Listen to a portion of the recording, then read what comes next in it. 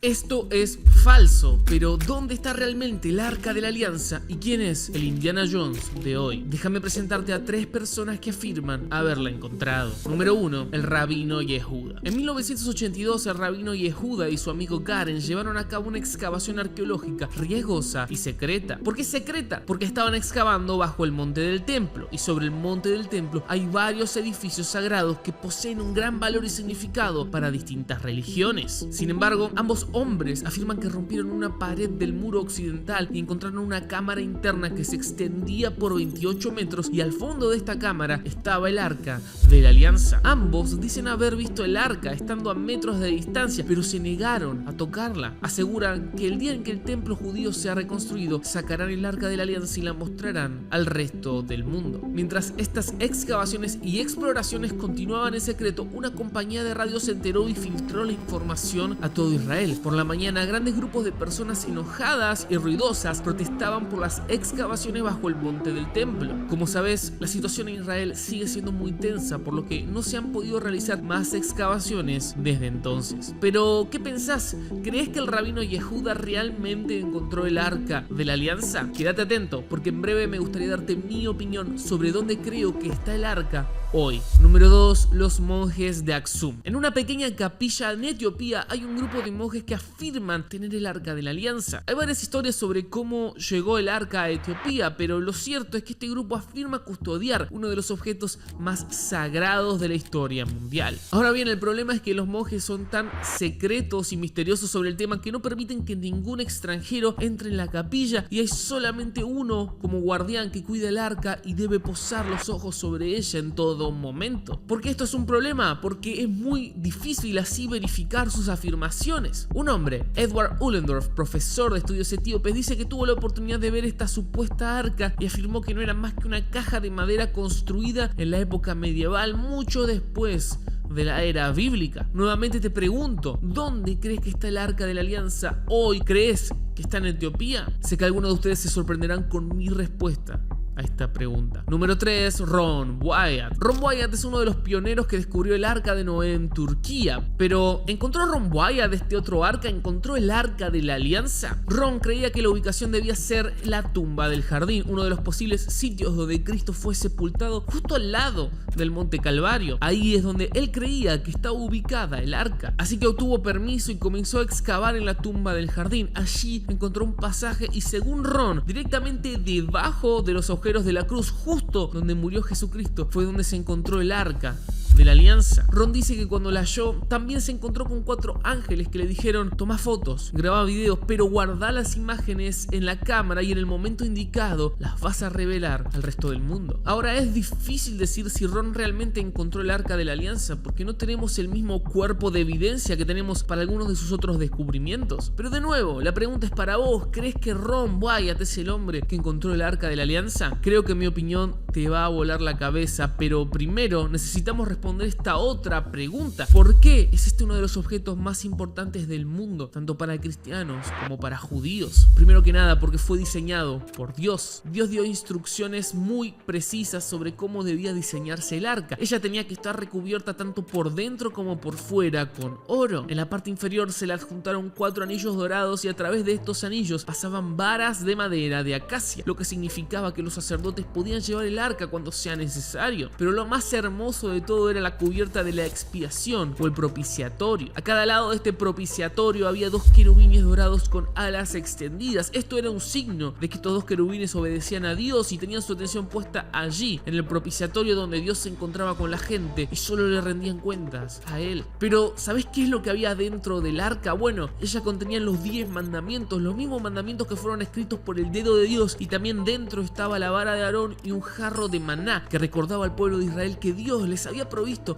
mientras vagaron por el desierto durante 40 años. Pero acá está por qué el arca era tan preciosa. Si pudiera resumir toda la Biblia, si pudiera resumir los 31.000 versículos de las Escrituras en un solo concepto, ¿qué palabra crees que elegiría? Expiación. Y el Arca de la Alianza representaba la expiación de los pecados del pueblo. Déjame explicártelo. El arca tenía su lugar natural de reposo en los templos, en el tabernáculo de Dios. Y el tabernáculo era un lugar muy santo, pero dentro de él había una cortina, y detrás de esa cortina, de este lugar ya de por sí santo, había un lugar que era incluso más santo, llamado el lugar santísimo. Ahí es donde estaba el arca, y nadie podía traspasar esa cortina excepto el sacerdote, y el sacerdote no podía entrar cualquier día, cualquier momento que él quiera, no, solo podía entrar un día al año, el día de la expiación, conocido también como Yom Kippur. Y en Yom Kippur, cuando el sacerdote entraba, era un día precioso porque dice la Biblia que él ingresaba al lugar santísimo y ahí se encontraba con Dios, ahí Dios se posaba sobre el arca de la alianza. Pero escucha bien, porque encontrarse con Dios en aquel entonces es muy diferente a como lo podemos imaginar hoy. Verás, el sacerdote, el sumo sacerdote, tenía que tomar medidas muy especiales antes de encontrarse con el Señor. Tenía que bañarse, tenía que ponerse una vestimenta especial y luego tenía que sacrificar un toro como ofrenda por el pecado, por sus propios pecados y los de su familia también. Y cuando tenía la sangre, solo cuando ya tenía la sangre, podía atravesar esa cortina, ese velo y encontrarse con Dios. Y mojando su dedo en la sangre, la rociaba sobre el propiciatorio. Una vez que se había tratado el pecado del sumo sacerdote, entonces podía procederse a hacer una ofrenda por el pecado del pueblo. Así que él tomaba 2 cabras, 2 chivos. La primera cabra la sacrificaba y, al igual que hizo con el toro, llevaba la sangre de ella detrás de la cortina y la rociaba sobre el propiciatorio como una forma de apaciguar la ira de Dios por los muchos pecados que el pueblo de Israel había cometido. Ahí se derramaba la sangre porque la paga del pecado es la muerte. Y luego, con el segundo chivo sucedía otra cosa. El sumo sacerdote ponía las manos sobre la cabeza de la cabra y allí, mientras hacía eso, había una especie de proceso, un acto espiritual donde los pecados del pueblo eran transferidos a esa cabra. Luego llamaba a un hombre designado y ese hombre llevaba al chivo al desierto y lo dejaba en libertad. Y a medida que esa cabra se alejaba, los pecados se eliminaban porque se los llevaba a un lugar remoto, lejos del pueblo. Es de aquí donde viene el término chivo expiatorio. Ahora, antes de revelarte mi opinión sobre dónde creo que está el arca hoy, ¿puedo hacerte una pregunta? ¿Ves algo de lo que acabo de decir que suene familiar a algún otro acto asombroso que sucedió hace más de 2000 años? Bueno, puede que este verso bíblico te ayude. A diferencia de otros sumos sacerdotes, él, o sea Jesús, no necesita ofrecer sacrificios día tras día, primero por sus propios pecados y luego por los del pueblo. Él se sacrificó una vez por todas al ofrecerse a sí mismo. ¿Podés verlo?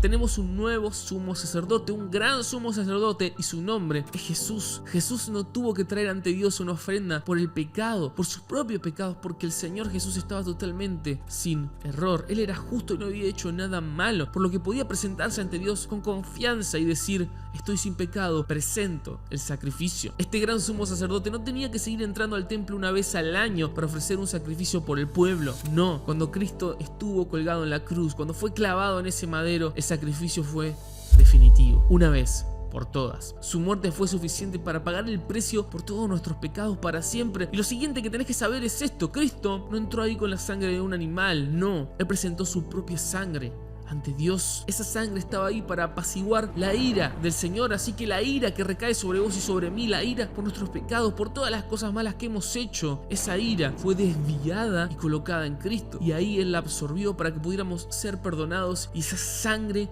pueda lavarnos. Jesús ese día eliminó todos los sacrificios de animales. Ya no necesitamos corderos, ni sacrificar toros, ni chivas, ni nada, porque Él es el Cordero de Dios que quita el pecado del mundo. Y algo que probablemente venga a tu mente cuando hablo del sumo sacerdote y del Señor Jesús es esa gran cortina, es ese gran velo que iba desde la parte superior del templo hasta la parte inferior, que separaba el lugar santo del lugar santísimo. ¿Sabes qué pasó cuando Jesús gritó: consumado es? La cortina se rasgó en dos, y ese es el símbolo más hermoso de que ahora vos y yo podemos entrar con confianza al lugar santísimo, a la presencia de Dios. El camino está abierto porque el mediador entre Dios y los hombres, Jesús hecho carne, se reunió con nosotros para que podamos presentarnos ante Dios y ya no estuviéramos separados por nuestro pecado, porque Él pagó el precio. Él fue la ofrenda por el pecado que necesitábamos. Así que lo único que tengo que preguntarte es: ¿vas a venir?